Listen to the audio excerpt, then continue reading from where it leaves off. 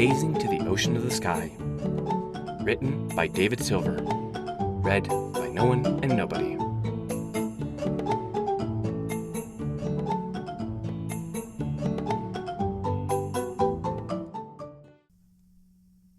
Chapter 14. A Multi-Legged Approach. Cherry advanced bravely across the stone bridge that went over the jutting chasm below. For being abandoned, this thing looks like some pony put a lot of time into. She tapped down at the bridge before continuing on. She was fairly sure it was artificial, as it didn't even remotely fit the look of the rock around it, and none of the trees looked like it either. Spike nodded from atop Starlight. Getting this bridge set up was quite a chore, but I'm glad we did. It's way better than the old swaying rickety thing that used to be here. Starlight frowned a little. It had a rope bridge? Color me glad we're not dealing with that. And I bet it was over 1,000 years old, too. She rolled her eyes as she trotted towards the massive doors of the refurbished castle. Huh. Maybe there isn't anything to worry about. The door's still closed and looks solid. How were the windows? Spike cast his gaze upwards. All the broken ones were replaced, I think. Cherry reached out a hoof and pushed at the door, but it wouldn't give. How do you open it? Spike hopped to his feet atop Starlight, bounced across to Cherry's back, and up onto the handle of the door. With a great pull, 1 foot on the opposing door, they began to open with a slow creaking, revealing the dim interior to the 2 sets of curious pony eyes that peeked within. Starlight raised a hoof. Wait here a moment. She proceeded past Spike and Cherry and advanced into the old castle. The air was still and musty from being sealed, but felt increasingly safe from random beasts and monsters wandering past. Spike?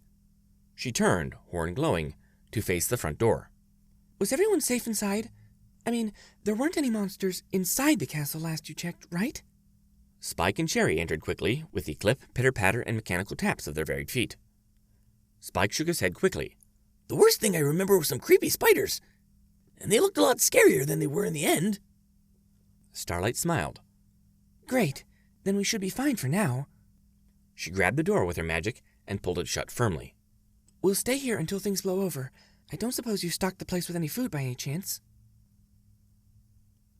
Rainbow peered stealthily from a cloud, just her bright eyes visible from the fortress of Fluff.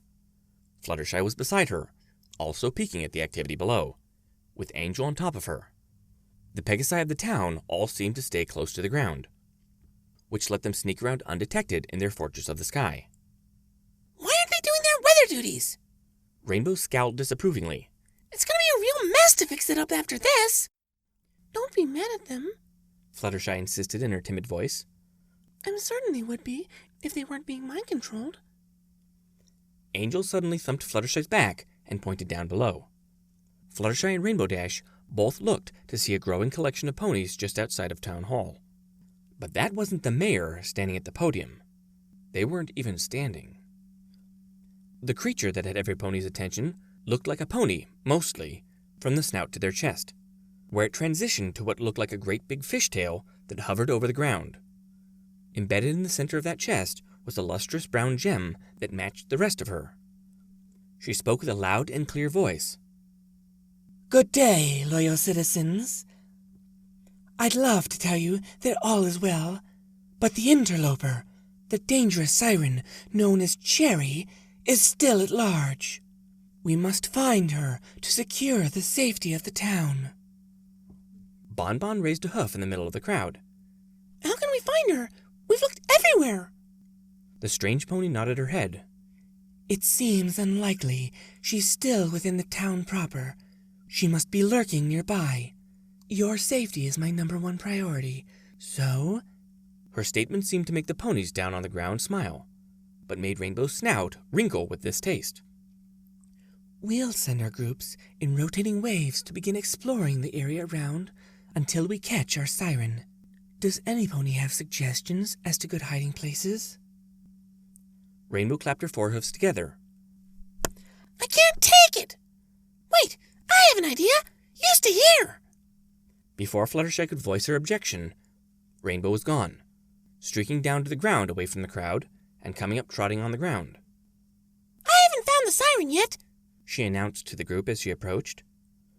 Several eyes turned towards her, including that of their new leader. She nodded softly. You're late for the meeting. As I was saying, we'll go in groups for safety. Rainbow thrust a hoof upwards. Ma'am, I think I know where she is. That caught every pony's attention in short order. The leader rolled a hoof. And where would that be? Her teeth became exposed, sharp and deadly as she smiled. We can finally catch her and return to our peaceful way of life. Yeah, we should totally do that. Rainbow gave her own insincere grin in return. But she has friends. Can you help me capture her? The leader brought her hooves down on her podium. She's being protected. She must have brainwashed some innocent ponies. The poor things. She drifted out over the crowd towards Rainbow Dash. You'll bring me there, won't you? Of course. Let's go. Ma'am? Rainbow turned and began leading the way. Of course, she had no idea where Cherry was, or if she even was a siren or something else. But that was far from her goal. A glance upwards showed Fluttershy was still in the cloud, drifting after them sedately. Nothing could go wrong with this plan. How long do you figure they'll be gone for? Applejack leaned off to the right, trying to peek through the thick doors of Twilight's castle. This may be the best time to get while the getting's good. Twilight folded her wings tight against herself and squirmed, causing the ropes to fall from her hooves with a little wriggling. She quickly trotted over to Applejack and started pulling her ropes free, one by one. What you doing? Muffins came soaring in from outside. Twilight tensed. Applejack needs to go to the little frillies room, and I was giving her a hoof. She gave her best exceedingly false smile at Muffins. Oh, okay. Muffins bobbed her head, seeing nothing wrong with that. Tensely, but without opposition, Twilight freed Applejack before glancing at Muffins. Oh, hey, Muffins? Yeah? She tilted her head, eyes rotating in that curious way of hers. Applejack approached with a smile. You've done such a good job watching us, I'm plumb impressed. Aw, She waved off the compliment, blushing. I'm just doing my job. She frowned a little suddenly. I thought I was supposed to be delivering letters, but hanging out with you two is fun too. Twilight bobbed her head. But are you ready for your next step in your duty? Muffins brightened, a radiant smile on her face. Oh, there's a part two? Tell me! Twilight pointed to Applejack and herself. Now it's time to find that siren, and you're going to do it with us. Imagine how proud every pony will be when they hear you managed it. Muffins clapped her forehooves with escalating joy at the idea. Yay! That sounds way more fun. No offense. Let's find the siren. She hopped up into the air, then suddenly flopped back down. But I don't know where the siren is. Applejack thrust a hoof at Twilight. I reckon she does. That's why you were watching her, right? Now she'll lead us right to the critter. Muffins frowned with sudden apprehension. Wait! You were being controlled by the siren. Was. Twilight bobbed her head. But you did it. You watched me for so long, I'm not controlled anymore. Let's go find a siren. Okay. She hopped back onto her hooves. Let's go! She began trotting along, singing about how she'd become a hero as she went, and practically radiating joy with every motion.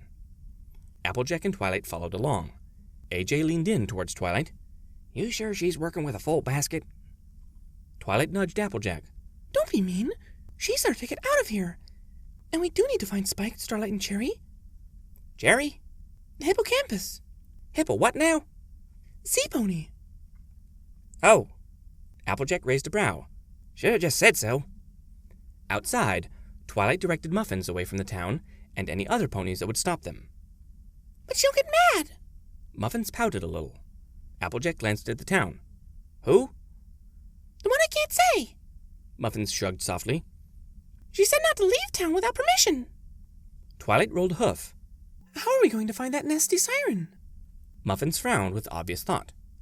I guess that's true. All right, but if she asks, I'm saying you told me to.